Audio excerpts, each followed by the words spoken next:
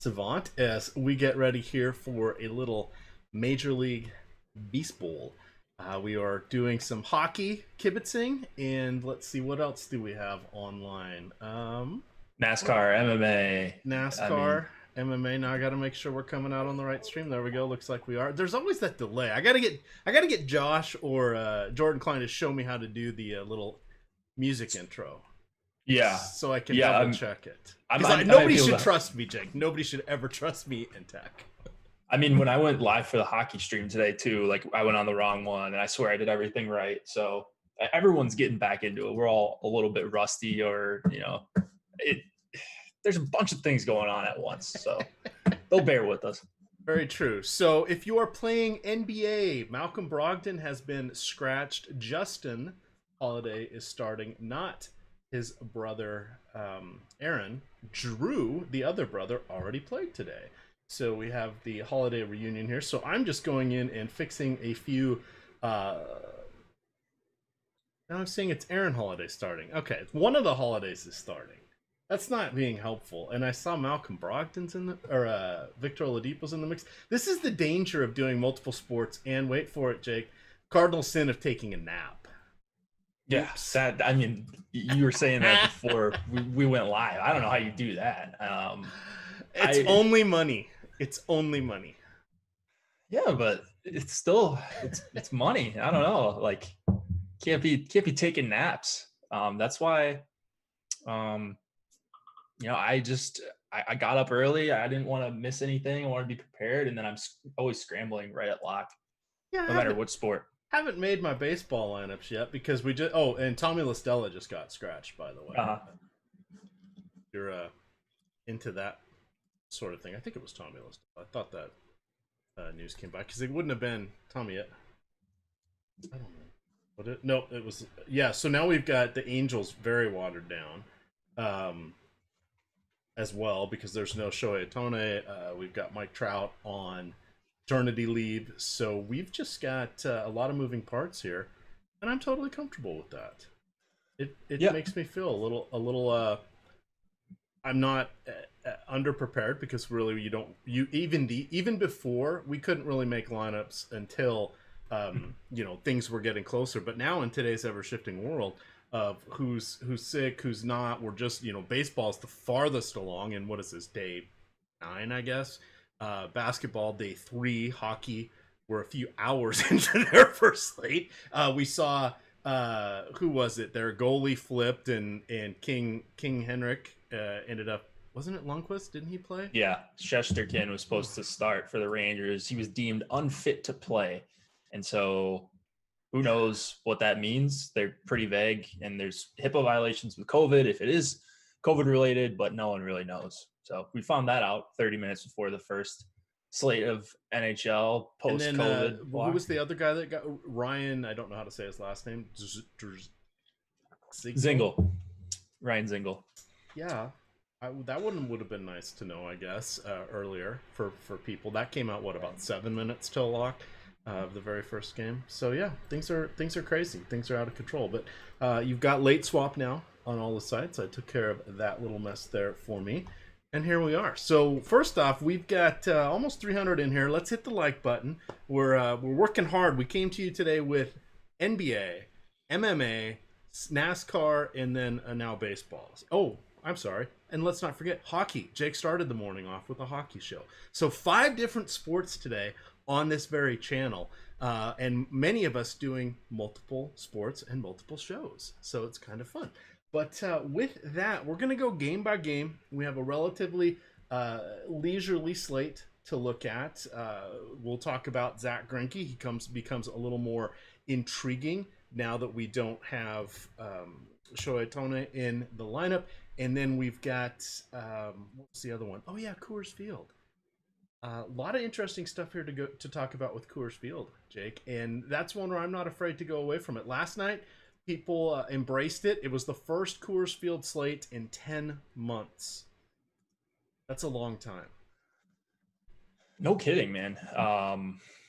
So like this season, I guess just like talking overall strategy, especially now we've got all the lineups. We could maybe, go off on some tangents here. and I was doing this to some extent last year, but I think I'm really relying on the top stack tool on the site. It's a really, really good tool to look at and see who's over owned and who's under owned. And we say it every single time. I say it like 20 times a show, but it's the best comprehensive look at the slate, Coors Slate or not. And it looks to me, at least on DraftKings, I've got the DraftKings top stack tool up, that San Diego is going to be a little bit more popular than they probably should be. And this season, I'm just trying to actively get off of those stacks where it makes sense. And I think here with, what do we have, 11 games on the slate now? Did we say 11? Because one of them got one of them got postponed already. Yeah, so there's just a ton of options. And yeah, they've got a 15% chance of being the top stack almost. But it just, like, you're going to get funneled into a certain line of construction too when you're paying 6,100 for Tatis. And it's really scary. But Freeland's a guy who, I think he had a really poor year last year, if I remember correctly. Oh, let's talk about that. Because I wanted to say, are you sure the Padres are over-owned? Freeland last year, and I wrote this up in Spotlight Hitters and Stacks, free article in front of the paywall, and it also, in that top of that, has the promo code RESTART, which gets you half off 1 month of Awesemo premium content, and it also has the promo code Awesemo10, that's Awesemo10, which gets you a $10 deposit match when you make your first deposit over there on our sponsor, SuperDraft. You put in $10, they'll give you 10. You put in 100, they'll give you 20. That comes in super cash. That's available for immediate use into any contest. You may remember that Kyle Freeland went back down to the minors last year. Ouch, that kind of hurt. So he had 104 innings in Major League Baseball with a 6.7 ERA, 1.6 WHIP. But in the middle of that MLB sandwich, he had a trip to the minors. 6 starts, Jake, 8.8 ERA, 4.85 walk rate. Worse. He was worse in the minors than a 6.7 ERA. Now, in 2007 and 2017, well, 2007, yikes, no DFS back then. 2017, 2018, 180 innings at home in Coors Field, a 3 ERA, 4.12 WHIP. So he was xFIP. Was a little lucky, but allowed just 0.9 home runs. Did regression catch up to him? Is he a worse pitcher? But how can you not like the Friars tonight? The Friars, the Pod Squad. What would you like? I've got nicknames that need to be mentioned today. You got them all over the place. No shortage of nicknames whenever you're on the show. I mean, obviously I like him, but if Freeland is improved or he's maybe figured some stuff out over the very long off season, he's still a guy who gets ground balls at a decent rate, except for last year when he was just getting torched. I don't know. He's probably somewhere in the middle of last season in 2018. And it's scary, like trying to get away from this total. But I'm finding ways to do it. I'm finding some other stacks that I like a little bit better than San Diego because ownership is a thing. Specifically, one stack based on our latest update for ownership and rankings, which are coming in hot now that we've got all the lineups. I like the Dodgers a little bit, specifically the top 2 guys, Muncy and Mookie Betts. So I'm going to be pretty heavy on the Dodgers against good old Luke Weaver, and trying to avoid some of these Padres. I am 20 maxing today on DK, so not doing like 50 or 150. So maybe that's changing up my strategy a little bit, but trying to go heavy on a couple stacks here, and I don't think the Padres are going to be one. And it's absolutely fair. I mean, goodness, until about the 7th inning last night, everybody was saying, "Oh, Coors Field, you guys are chalk donkeys." Turned out not to quite be the case, but it can at any time because it is baseball, and oddities will happen. Let's kind of go game by game here and just give thumbs up, thumbs down on our various guys. That probably would help if I opened up a schedule. Because that's going to be helpful. So we have the White Sox hosting the Royals. You have Gio Gonzalez going against Ronald Boyanos. Boyanos, I want to say went about, if I remember correctly, about 60 pitches or so last Sunday. I remember because I accidentally locked him into all my lineups. Did not have a good day Sunday. He gave up a couple runs. I think they were unearned, not spectacular. So I'm okay taking the Chi Sox against him. No surprise, Jake, because hey, wait for it. They have a 5.7 implied run total. We need to remember two things about all of these run totals. One, the designated hitter is across the board. And two, yes, while it is August, this is the second ramp up these guys have had. And as we sort of mentioned at the top, not only have we not had a Coors Field slate in basically 10 months, I think the last one was like September 29th or 30th. These guys outside of playoff teams have not played in 10 months for the most part. So just be careful here. Be careful. You're going to see a lot of high totals. It's warranted. You're going to see a lot of pitchers. Wait, let me rephrase this.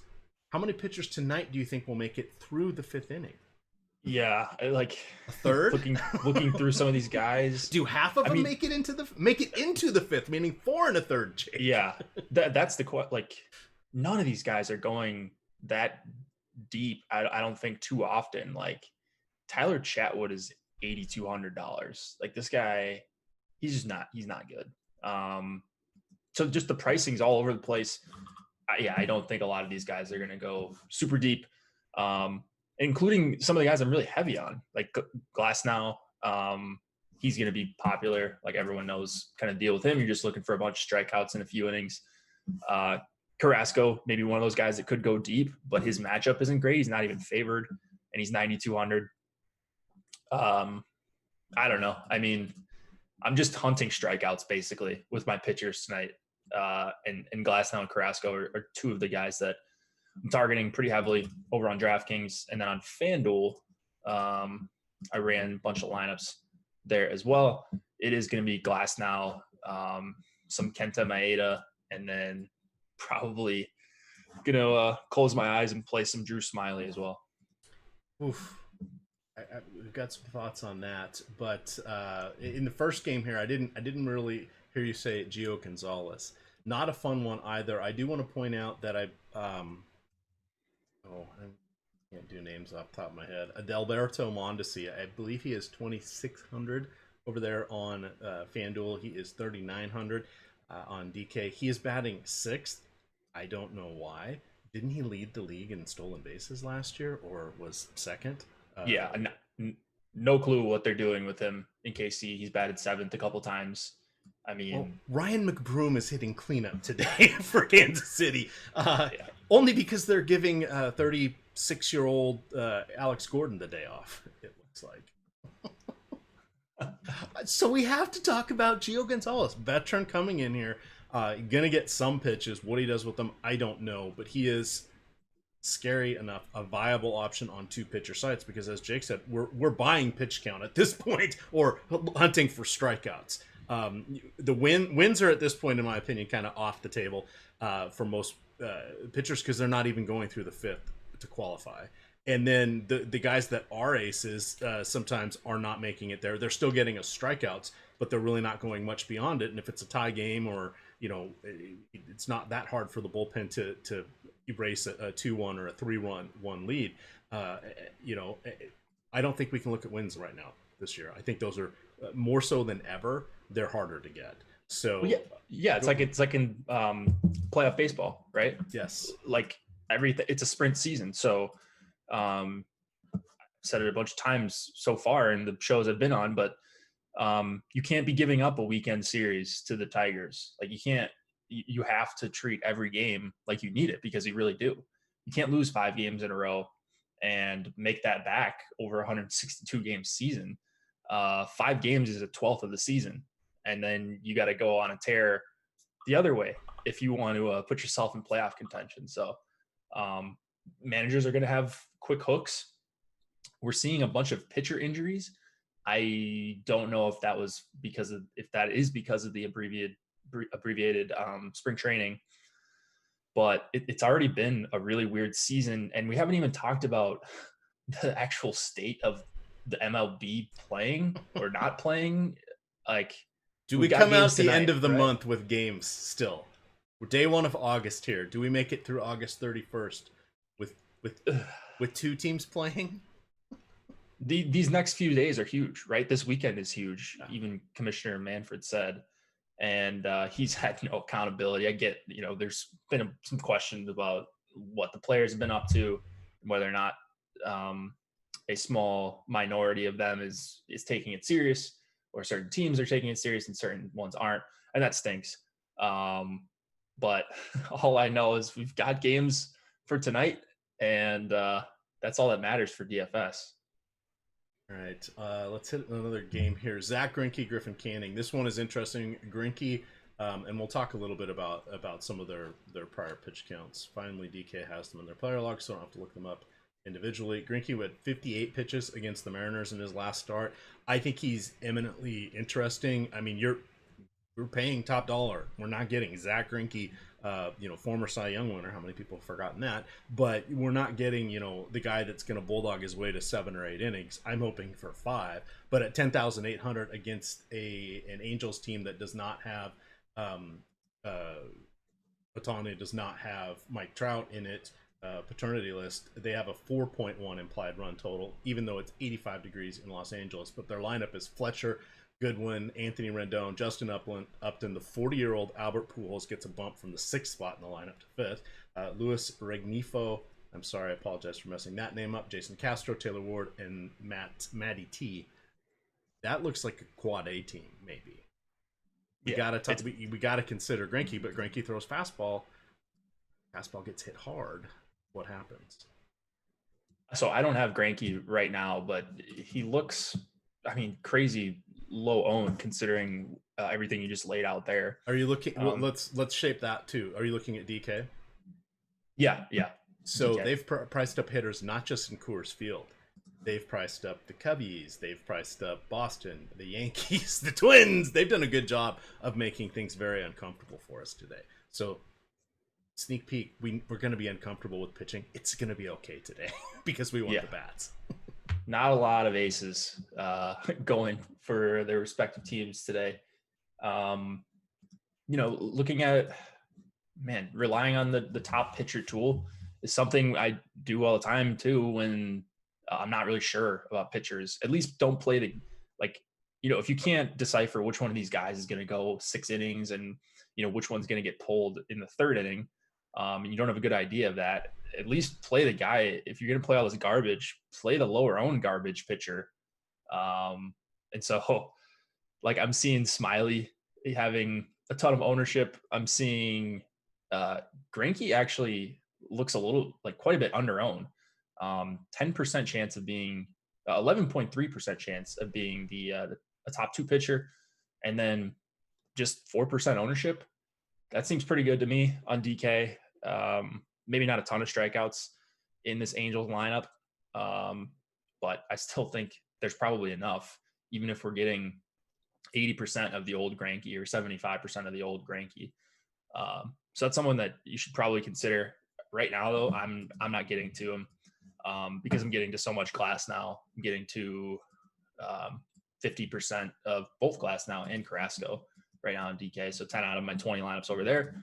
And then we've just got Glass now as a better play in that same price range. So that's why he's getting squeezed out for me. But the top pitcher tool does like him quite a bit.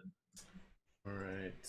Kind of pushing forward there. Griffin Canning on the other side. That's just it's going to be hard to go that way against the Astros. Canning 8,700. He went 82 pitches in his last one. He's still in the mix, but that I think I'd rather roll the dice from somebody else. Hope I get 3.5, 4 innings and save that extra 1,000 or 2,000 and put that towards Rockies hitters or Coors Field hitters. Cleveland, Minnesota, you mentioned Carrasco. He's 9,200. Last outing, he went 87 pitches.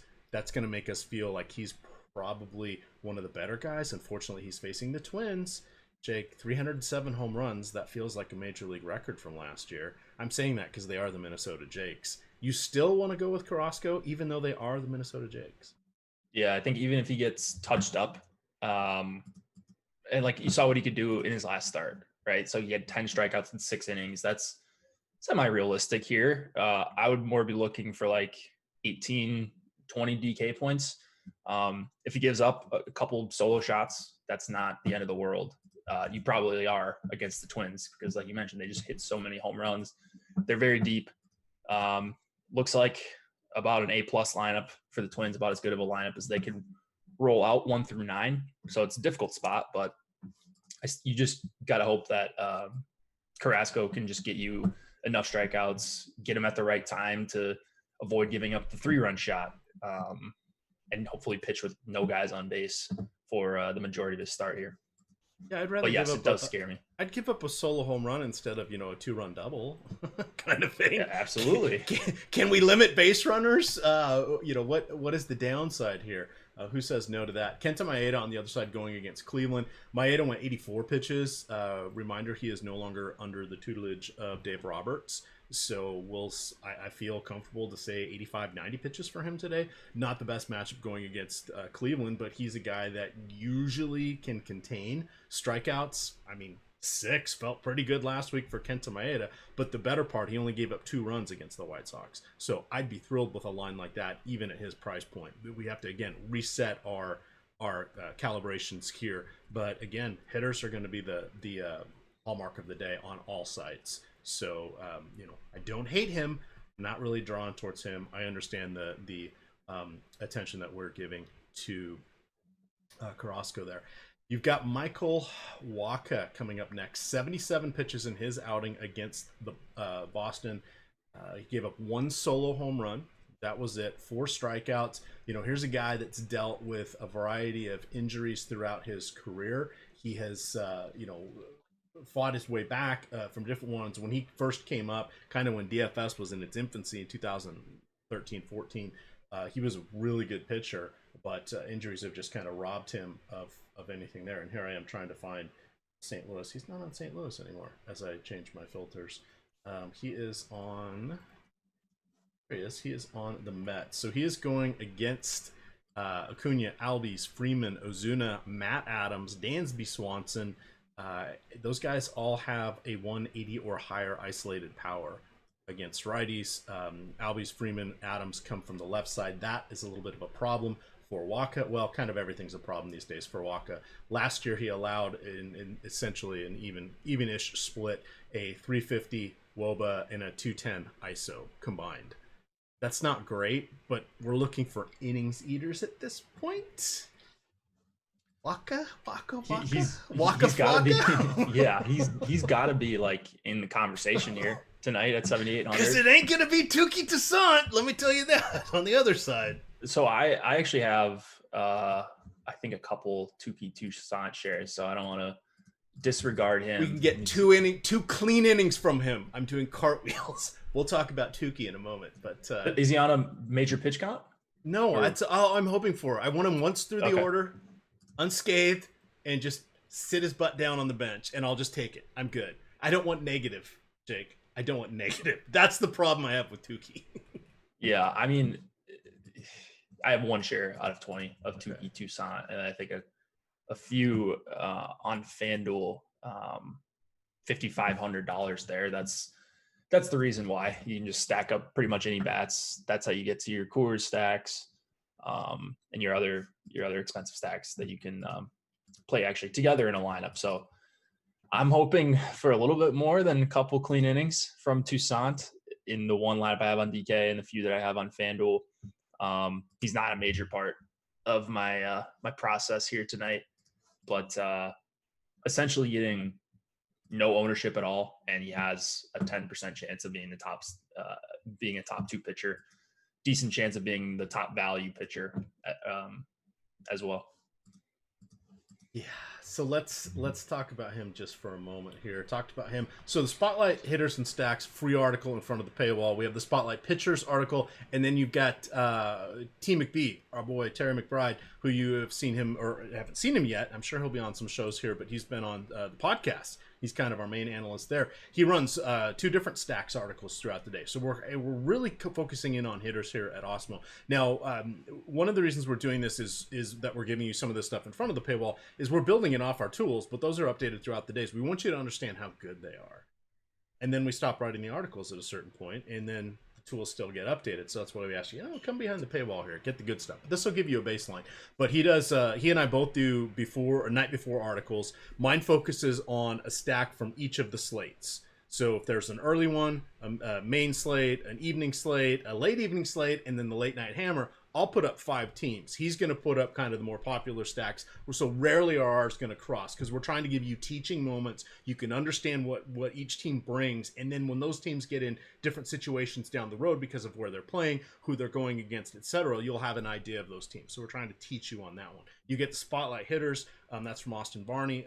But those are key things. In these, you will find at the top, and this goes through Monday, August 3rd, it's the promo code RESTART. That will give you 1 month of all access premium Awesemo for $45. That is baseball, basketball, that is NASCAR, that is PGA, that is esports, that is hockey, which returned today. If tennis comes back, you get tennis. We get soccer. You got all sorts of goodness back there. But any of those articles will have that at the top. So check that out. You got 3 more days to jump in on that. But I do want to, this is what I called out about Toussaint previously, because he was a high pick. So he's the 16th pick overall in the 2014 draft, straight out of high school. Through 6 seasons, yes, 6, that's a lot, in the minors, 570 innings, a 9.5 K per 9. Sadly, Nucleoluche 4.5 walk per 9. 3 different seasons in the show, counting, yes, last week's appearance, so 2 in this year. He has 73 innings, 5.5 ERA, 1.6 whips. However, a 10.2 K per 9.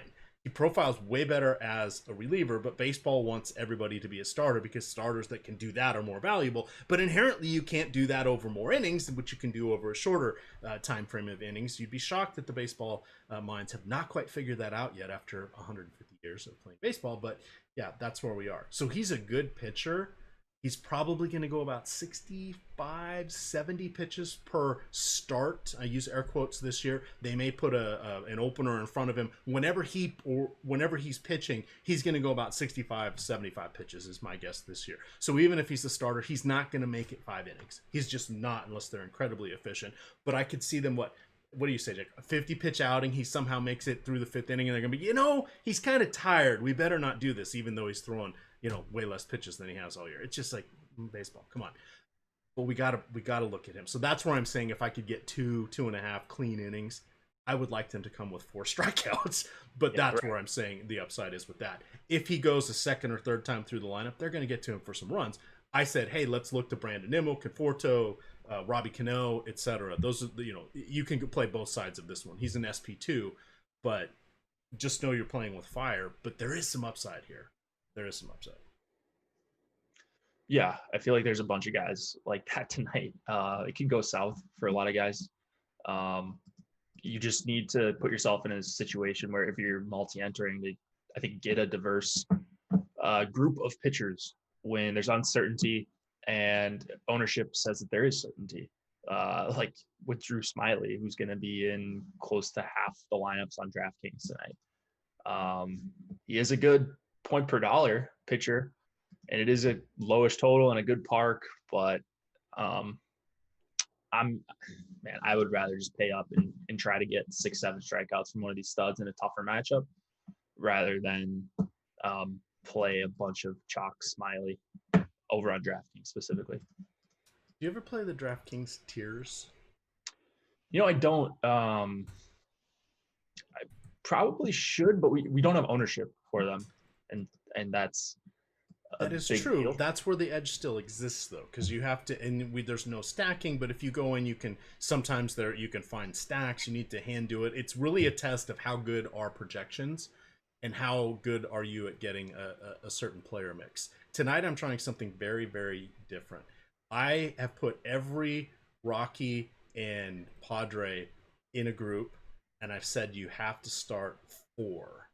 You can technically start 5 because of the 6 positions, 5 of them have an option of a Rocky or a Padre or both. So this is something that's very unique. I'm all in on this game. All right. But this is the first time I've ever done that because it lines up. Because a lot of times it'll be like, oh yeah, Oakland's in a great spot. Okay, thanks. I get Piscotty and Matt Olson. Great. Where are the other guys? So you never know who's going to be in there. You usually don't get Mike Trout. You usually don't get some of the key players because they don't want everybody just to glom onto them. But today, I think I've cracked the code. We shall find out when it's a 2-0 game that I did not. But that's what I'm doing tonight. So I just wanted to throw that out there for anybody that's trying that. This is like a rare occasion where you do that this game in this format. Yeah, for sure. I mean, and just as a piece of general advice, I know, like, I didn't come up with this, but a lot of sharp people I've talked to, if you're getting started in DFS or you're having trouble winning at like the main games, main slate, all that, whatever sport it is, but especially if it's a bigger sport, play the niche stuff. Play the lower dollar if you're probably still able to do that. If you're just getting started, play the lower dollar stuff. Play the niche games, the niche sports. In addition, you can still play the NFLs and MLB and all that, NBA, NHL, but there's usually a pretty good edge right away if you can kind of figure out something that has smaller top prizes. You can grind out a profit much easier. There's less sharp people playing in those tournaments, which is always a good thing, no matter who you are. So I would suggest, like, play the tiers. Even if it's 2K to first or 5K to first, it's still worth it in the long run. You're playing the long game here if you're trying to grind out, even being a break-even player in DFS. Yep, absolutely. All right, you mentioned Glass now. He went 72 pitches in the last outing, 9 strikeouts. We love that. That was against Atlanta. That was in Tropicana Field, but only just 4 innings, gave up 1 solo earned run. Tonight he gets the Baltimore Orioles. We like that matchup, so very, very appealing for him there.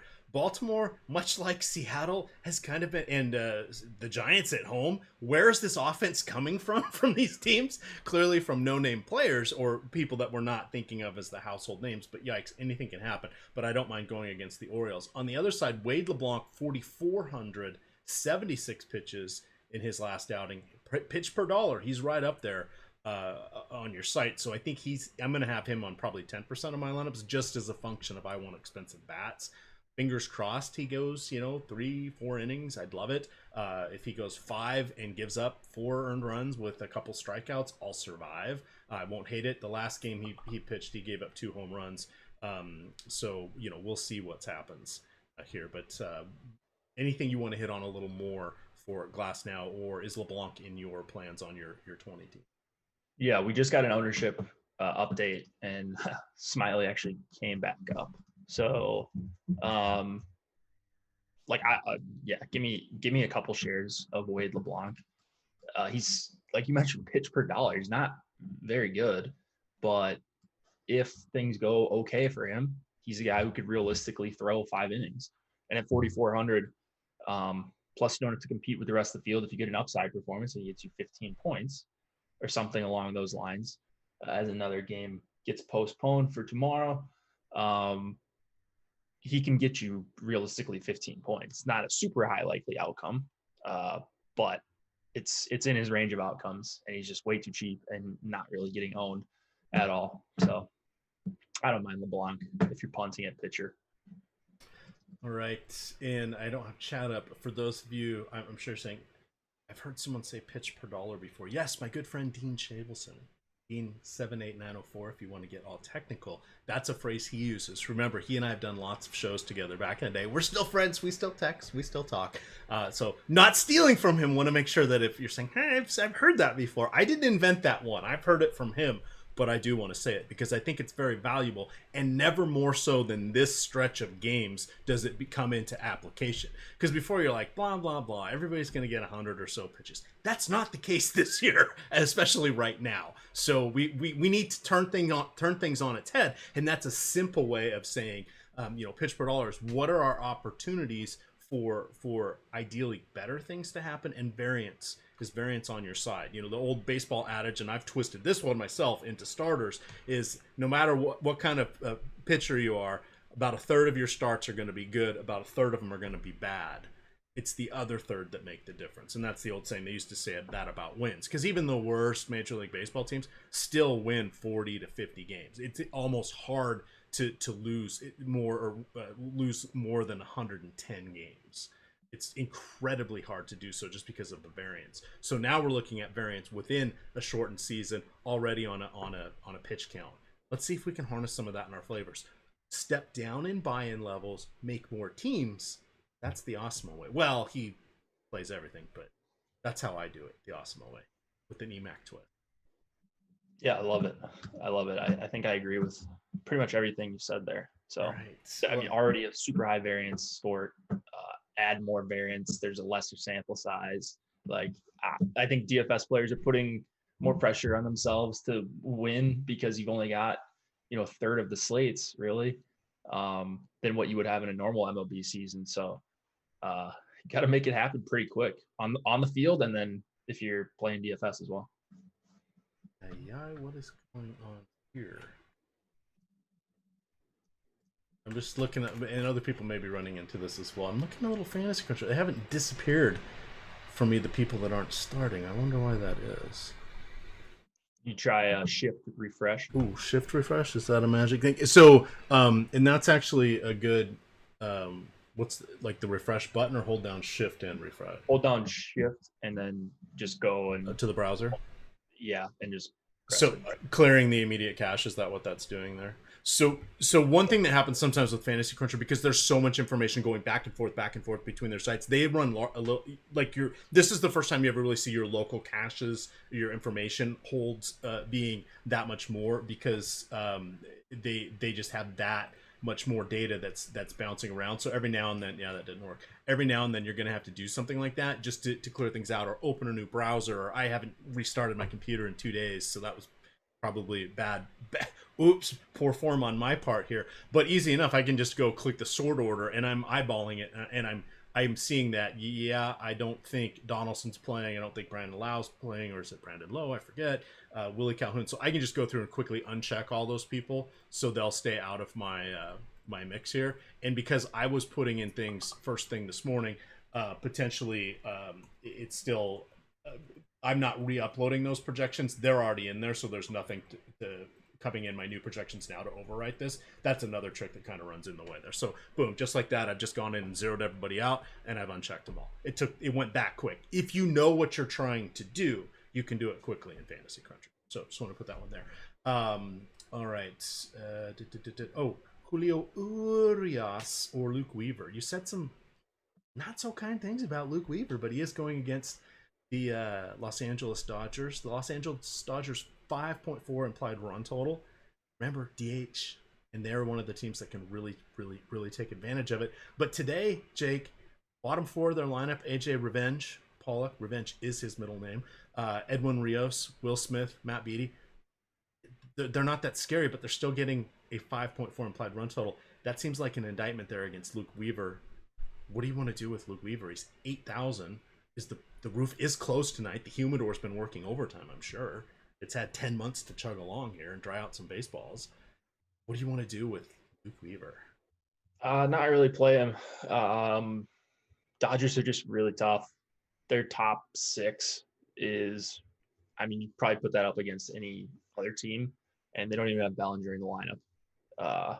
So I'm not a fan of Weaver, 880, 100. I think there's better options if you just punt. I think there's better options if you go up a little bit in salary over on DK. So it's really going to be the two guys in the 9K range. Urias. Urias. Yeah, you're right. That is a double O sound in Spanish. So you're right on there. Si, mi amigo. My accent is perfect. It is perfect. Native speaker right there. Yeah, like he's just too expensive. 9,900 for Julio here. It's really nothing to do with the Diamondbacks, but one of my favorite stacks is the Dodgers against Weaver. Weaver was okay last season. He actually had a higher swinging strike rate than what I thought. Actually got an okay amount of like chases and stuff like that. So he's not as bad as I thought, but the Dodgers are coming up for me as one of the best stacks on the slate when you take the entire slate into context. You compare them to like San Diego, they're about half the ownership right now on DraftKings of San Diego. They're about half the chance of being the top stack, but about a fourth of the ownership share. That's how I should have said that. So anytime you can get a high upside team that's low owned, like the Dodgers, who just have solo dongs all over their top 6 guys here, I'm in on that for sure. All right. So no Weaver. Yep. On to our next one here. Lucchesi and Lucchesi. It's Lucchesi. And Freeman. Freeland. There's an L there. Yeah, don't play those guys. 6.3 implied run total on either side. Lucchesi, the better pitcher between the two of them. We talked about the meltdown of Kyle Freeland last year. 2017-18, 3 ERA at home. Last year, combined MLB ERA, home and road, 6.7. Minor league, 6 starts, 8.8. I don't know if that was regression catching up, him falling off a cliff or whatever, but definitely target against him. Lucchesi is going to be going against Trevor Story, Nolan Arenado, who have twin 400 WOBAs, 300 ISOs over the last 2 seasons against lefties. Yeah, that's pretty good. Matt Kemp, I knew he was going to be in the lineup. I don't know why the other projected lineups I was looking at last night did not put him in there, but noted lefty Keller, but he's also super cheap. So he's going to be one of the most popular plays. What is his ownership? He's 3,400, batting 5th in this game. For who? Matt Kemp. Kemp. Rihanna's former boyfriend or something like that. He is like 7 years ago. Yeah, that was a long time ago. That was the thing. On FanDuel, he's 14%. On DK, he is above 20. So okay. one of the more popular players in the slate on DK. I'm playing some sub slates here. Probably. You're playing the night slate? The 7 o'clock one and the late one. Yeah, it's okay. Probably not my finest moment to try to do that and be on air at the same time. I think that's smart. You're a guy who you never play above your means. You could be playing in those higher dollar tournaments, but if you can get close to the same amount of volume that you would get on one main slate playing in a $10 tournament, but instead you're just playing 3 or 4 separate slates, you should do that if you've got the time. And so I think that's smart. Like, I should be playing more night slates. I should be playing more niche slates. I should be playing more tiers and all that. And I'm doing that somewhat in NHL, just trying to get as much volume down because it's my best sport. MLB, I'm still trying to figure out how to have a better season, just how to be kind of a more consistent player and hopefully get a couple binks along the way. So haven't played like every slate. I've played a couple night slates for MLB, but I'm just playing the night one for NHL tonight because I got to do the projections anyways. So might as well fire up some lineups too. Yeah, let's just say if you're planning on running 4-4s tonight, there's a lot more teams than there have been on any other slate with the exception of last night. It goes way slower. Just know that. Crank up your variance a little bit, or maybe just say in the interest of time, I'm going to run 4 3s tonight, or I'm going to run 5 2s instead of 5 3s, or even 5-0, not Hawaii, but 5 and then nobody else on the other team. McGarrett, book him, Dano. So some players are, I think I said this on another show, but some players that I've studied in lineup study, and lineup study is an add-on you can get if you purchase FC through us, and then FC Pro is an additional add-on, and that includes lineup study. But anyways, some players I really respect, I've noticed have almost entirely gotten away from 5 3s in these large field tournaments. And so there must be something to that. So I've been running fewer 5 3s across all my lineups on DraftKings. On FanDuel, from what I've seen, it's mostly 4-3, 4-4. You're usually good running those two. Some guys will do 4 2s. Some guys will do 4 naked. And this is talking about like a 6+ game slate. On smaller slates, you can stack less. You need to be more perfect. Ownership's more concentrated. So I get going with a different approach there. But so let's talk through that, because this is kind of, we didn't really have a strategy show today. So I heard you say that on a show, and here's my thought on why they're doing that. They're looking for a little bit more differentiation. They're looking to embrace and do some home run hunting with their one-offs and not worried about the perfect correlation with the secondary stack, which can be harder to do.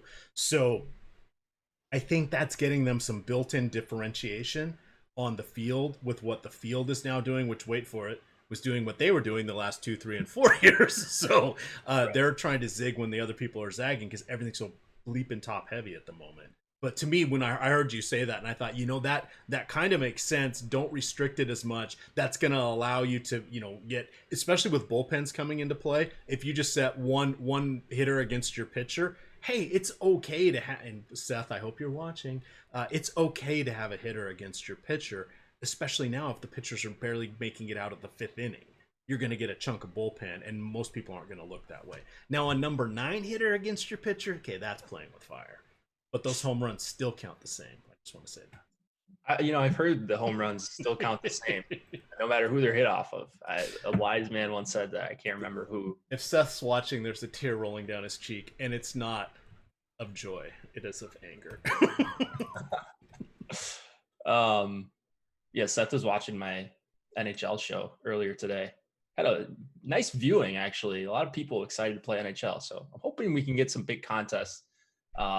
By the way, if you're playing NHL or you're looking to get more action or Blackhawks ruin your slate, sponsor of our show, SuperDraft. They've got some what looks like maybe some overlay, and trying to think what time they locked at. Yeah, so they locked at today. Was it 3 or 3:30 for their NHL? Yeah. Okay, so I was thinking they had another slate tonight, but anyways, I played a bunch. Like I played in that $12 on SuperDraft, and I don't know, it was fun lineup construction. Like I could get basically whoever I wanted. I think I didn't have a lot of Blackhawks, so my lineups might be dead. But if you don't like salary, don't say hello to lineup freedom. Yeah, I mean, there's Fantasy Cruncher for it. I love it. I really like playing NHL SuperDraft, so I'll be doing that going forward.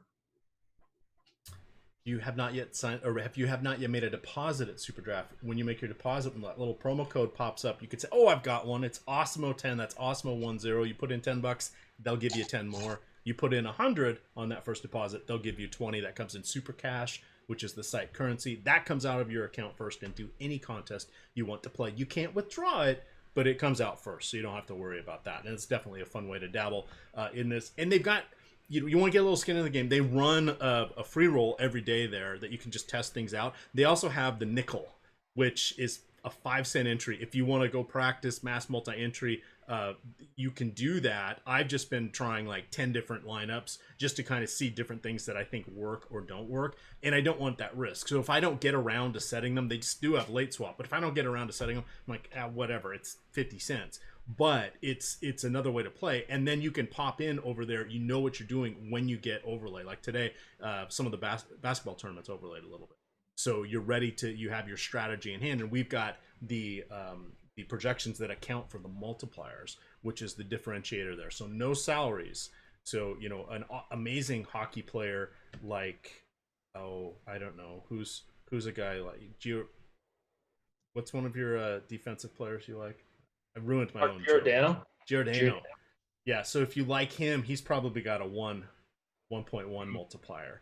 If you have somebody who's not good, they probably have a 2 or a 1.5 multiplier, and that goes on top of whatever the scoring is for that particular sport. So for baseball, like the other day, Ross Stripling was a 2 multiplier, and someone like not Verlander was like a 1. Well, Stripling outscored him because he had, a better game, and then it was multiplied by 2. That made it a better game, even though he had a pedestrian game. So keep that in mind. It's a whole new level of differentiation. I should probably make some of my main slate lineups.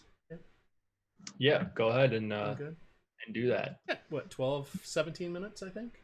Yeah, time. 16? I think I've got pretty much everything in.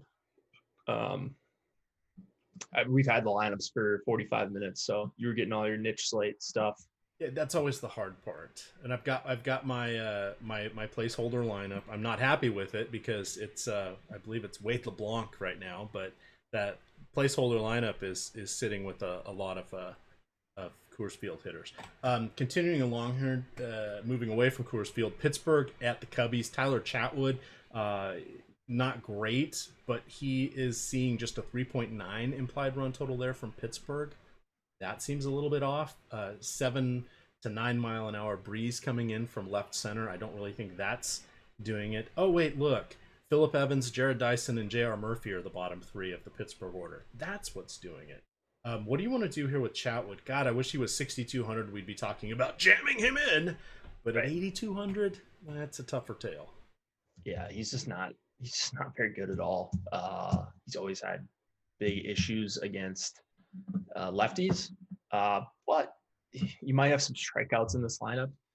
8,200. I got him in 3 lineups out of 20. So I guess I'm not off of him entirely. I wouldn't be mad if I was. He's a pretty low upside guy.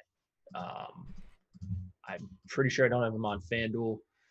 The low total is messing me up, and it's increasing his projection. Mm-hmm. I'm not sure exactly why the total is so low. If Vegas thinks he's good or they think he's not terrible, but DK surely doesn't think he's terrible because he's $8,200. So got a couple shares of Chatwood. There's not too many scary lefties. Josh Bell excluded from that comment. Josh Bell at 4,600 I think looks really awesome if you're looking to play some hitters against Chatwood, him and maybe Polanco at 3,200 as well. Let me delete this. And let's delete that. And let's talk about our next matchup. Jordan Lyles against Drew Smiley. This one is in San Francisco, which suddenly is a run-scoring park. 2020. There we are. That just...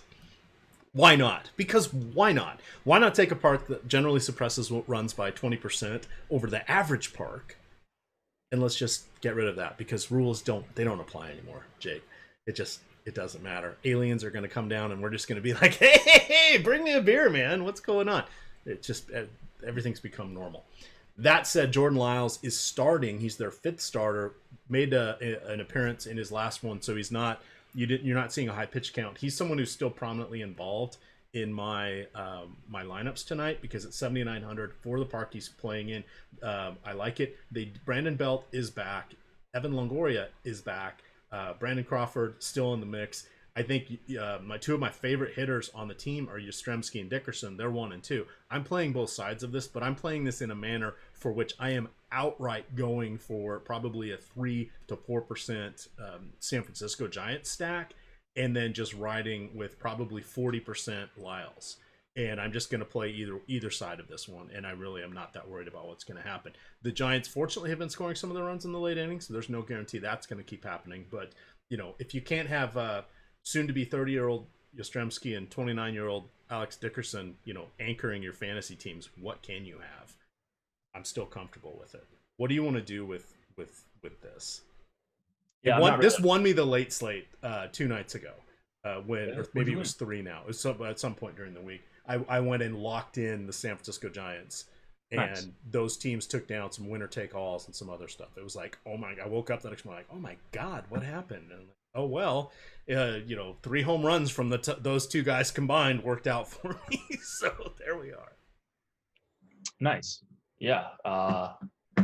Gotta play, use ownership to your advantage. So Lyles isn't getting enough ownership for me to get on to the Giants in a 20 max. On DK, I would look to play some of these Texas bats. Gallo specifically, lefty, $4,700. I don't really care. Smiley's had home run issues forever. It is a big park, but that doesn't matter for big Joey Gallo.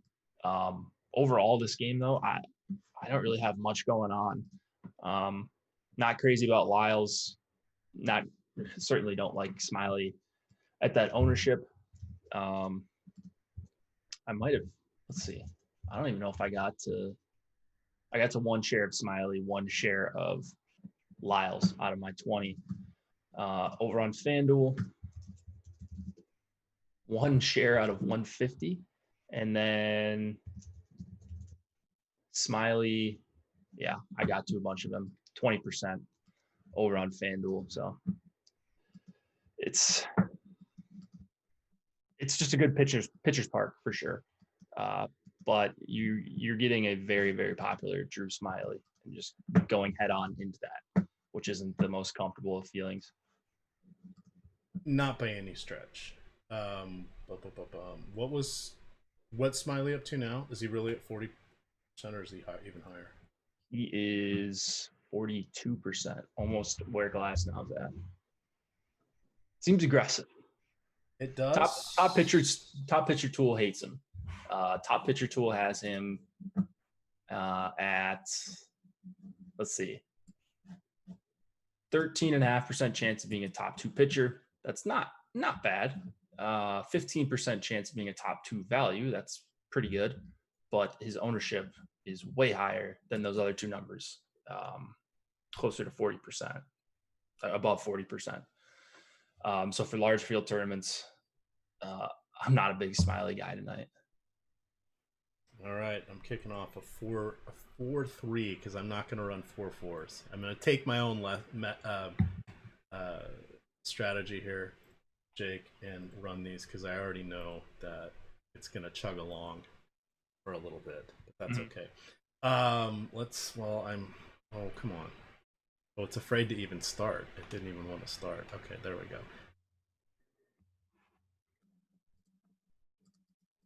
Yikes. It's going very, very slow. It's now done 3 lineups for me. I'm going to have to change that. In the meantime, let's kick off our next game here. We've got 8 minutes left. Final game of the night, actually. You've got Mike Fiers going against UC Kikuchi. Last year, Kikuchi gave up, like 1 million home runs or maybe 36, but he did it in like 180 innings, which was 20 to 30 innings less than everybody else that was ahead of him, the other 4 players that were ahead of him on the home run list. Matt Olson, not quite as good in lefty-lefty matchups with power as I had thought, but still pretty good. I like him up and down the Oakland lineup. Play them all. I think Stephen Piscotty is a steal, even though he's batting 8th. And then for the Mariners going against Mike Fiers, hey, it's a bunch of no-names. Somehow they've been hitting well above their heads. I don't mind doing that against Fiers, even though he has 2 no-hitters to his name. He also is among the top 10 home runs allowed over the last 2 seasons. What do you got here for our nightcap? Yeah, I'm right there with you on Oakland. They're like a top 4 stack for me on DK against the guy Kikuchi, who has some issues giving up the long ball, and then you just got a bunch of righties. And you mentioned the numbers about Olson not being great lefty-lefty, but they're usually not great for anyone. Like great power numbers lefty-lefty. That's like the hardest matchup. Chris Davis is your 7-hitter. I know everyone's upset about him. He has not been great for a while now. But there's just not that many weak spots in this Oakland lineup, especially if Kikuchi's not going to be getting strikeouts. So I love Oakland. I'm using them in a ton of mini stacks with my Dodgers, White Sox, KC stacks. So that's what I got there. I'm going to see if I got to Kikuchi at all. Yeah, I did get some Kikuchi on the other side. He's just a $5,100 pitcher. Same thing as LeBlanc. It's not great, but he might throw 5 innings. And for $5,100, LeBlanc's 4,400, 5,100. That's something you can deal with. All right, it took me that long to run just 40 lineups. What stacks are you using? I could be in trouble. That was a 4-3. It doesn't seem to. Now it's running. I'm doing 3 3s. 1 lineup. Yikes! I may just kill this. 2 lineups, 3 lineups. Is this FanDuel or draft? It's DK. It's DK. Yeah, I mean, if you get in trouble, just run 5 naked. Yeah, that's the next one I'm setting up. So we'll just cut to the chase on that one. But see, this is just for those of you that are, sometimes definitely there are learning lessons watching what's happening to us on these shows, because you're seeing it in real time how we're handling pressure or things not exactly going our way. What do we do? Where are we going from that standpoint? One of the other tricks that you have is you can stop running crunches at any time and just reset them. So like there's a little red stop button here. So as this is not nearly moving as quickly as I would like, I'm gonna hit stop here, and then I'm just gonna tell it to run these new 5-0 stacks and see if that goes a little bit faster. But everybody's probably, yeah, boom, boom, boom. Okay, so I'll get it done that way. But this is where you're like, okay, what happens? What happens when I try to do late swap? What happens when I get last minute news? How do I address this? Oh my God, I'm playing on multiple sites. Oh, it's not doing exactly what I want. You got to run. Former co-host of mine for NBA, Mr. Edward Fear, used to say you got to run fire drills and see what happens. Practice this stuff, because when you're doing it with money on the line and mere seconds, maybe you've got 3 minutes to do something. Two things you want to remember: one, please have practiced whatever it is that you're trying to do, and then two, what was the other one? You are happy. This is my take on it. You're happy to have a viable lineup that's not going to get zeros. At least people are going to play, right? Isn't that the most we can ask for, Jay? For sure. Yeah. I mean, you can get your lineups going here. I've got everything in, so. All right. Kick that off. Here, not quite getting. 36% Matt Kemp, 37% Nolan Arenado, 35% Story. I'm getting what I want. There we go. So you're all in on Coors. I'm all in. Are you using max gap in your stacks? I am not. I'm using 2. So they've got a new setting there that how many players are you willing to put between or allow between your stacks. You can say I want everybody to be adjacent, or you don't care, and you'll get 4 from any part of the team. And then, or you can say I want 1, as many as 1, as many as 2, separating it. So right. That's just changing. But. Yeah, I don't use that.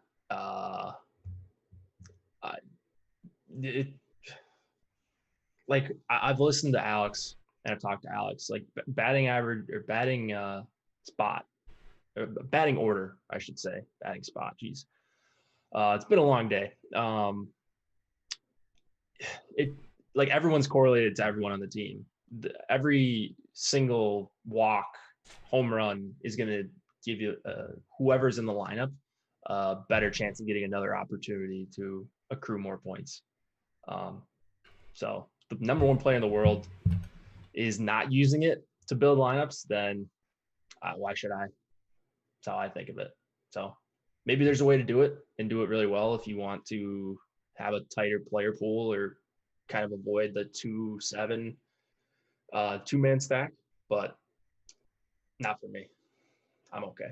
I'm okay with the 2-7, 2-8, whatever, 3-9 as my 2-man. It'll figure itself out. Projections will take care of most of that anyways. Do a little randomization here so I don't get all the same kind of stacks together. I'm not going to cull them. Don't have time. But what I do have are viable lineups. So knock on wood that I go save this into the file, which I've already prepared while I was waiting for these things to chug along. So you gotta do multiple things at the same time to hurry up your process. I'm saving the file. That's always, sometimes you don't hit save. That's a problem. It'll upload your placeholder file again, and it is now uploading, Jake, and it looks like I am successful. And because I was talking so much during this, I'm just going to quickly download it and make sure I did upload it. That's the fastest way to do it. There we go. A mixture of lineups. I will live with that. Let's see. As we're cruising along here, we've got 2 minutes left. Very viable 8 o'clock slate on these sites. When you're playing that slate, I don't dislike ending up with a Lucchesi or a Freeland on my team. Others are not going to go there. You're just taking the price discount, and you're hoping they go a couple innings without giving up too much. We saw that work out last night in the game. Weirdness can happen, but you have to do some uncomfortable things, because otherwise chalk is rampant on these shorter slates. But we've got hockey tonight as well.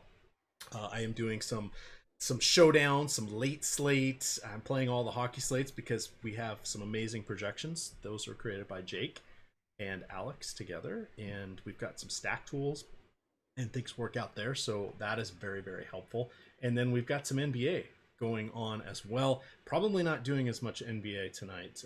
That's the one that's going to fall out of the wayside here. for me. But SuperDraft, again, you want to check those guys out. Use the promo code Awesemo10. That's Awesemo10. Your first deposit of $10, they'll match it. You put in $100 on that first deposit, they'll give you 20 in super cash. And then promo code Restart. That is gets you half off the 1 month premium package here. All access to everything, including Slack chat, which is key. And hit that like button. Come on, Jake and I. Jake started the day and he's finishing the day here on the Awesemo YouTube channel. Yeah, it's been a long day. Still got some NHL projections to update once we get confirmation on these goalies. Who knows who's starting? Maybe lines are switched around. So I'll be at my computer for pretty much the rest of the night. And hopefully sweating this 20K to first tournament on DK. Hopefully making some money on SuperDraft as well.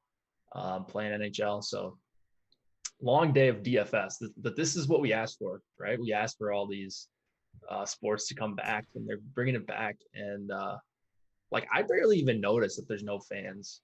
So yeah, I think overall it's been a pretty, outside of MLB having multiple hiccups, if they can somehow figure out a way to stop having people get COVID, and take a page out of these other sports books, this is going to be a pretty fun time. I can't even imagine what it's going to be like when NFL starts. It's just going to be nuts. All right, so for tomorrow, we do have promptly at noon, will be myself and Greg Ehrenberg talking the baseball slate for Sunday. And then we will have, I'm assuming next would be the live before lock show for NBA. Their 6-game main slate looks like it's starting at 2 o'clock. At least it is on DraftKings. Let's check out what SuperDraft is doing while we have you guys for just a moment here. Oops. Let's go. Sunday SuperDraft looks like they're going at 3:30 with the 5 games, so you're going to get a little bit of a delay there, which is nice because you can jump around to the various sites. Yahoo has also been today. I think their main NBA slate was at, I think that was yesterday. They were running just 3 games. Tomorrow Yahoo's main slate is at 3:30, so you have a little time to jump over there. And let's check out FanDuel and see what they are doing for NBA, just so you guys can plan your day. You also have NASCAR that goes at 3:15. We have a show already on the channel that not qualifying. They already know starting order, so that is something you can look at right now or first thing in the morning. Build those lineups because nothing's going to change unless somebody fails tech. They'll just drop to the back if they're even doing tech at this race. I haven't consumed our content yet, but I will be, because I will be playing that. FanDuel also starting at 2 o'clock tomorrow for basketball. So we'll be going as soon as the baseball show's over. We'll be rolling into basketball and another fun day of sports. Jake, what time is hockey starting tomorrow? Hockey is starting. I think it's 2 Eastern. DK is running out a slate right then, 2 Eastern. FanDuel's main slate, I think it's the second or third game of the day, and that I think it's a 6:30 Eastern. So a little bit of everything. I'll be in Slack. Sunday is technically my day off, but I'll be doing projections. There won't be a show, but there will still be everything: top stacks, projections, ownership, all the good stuff. Slack is the best place to find information on line combos and goalies starting.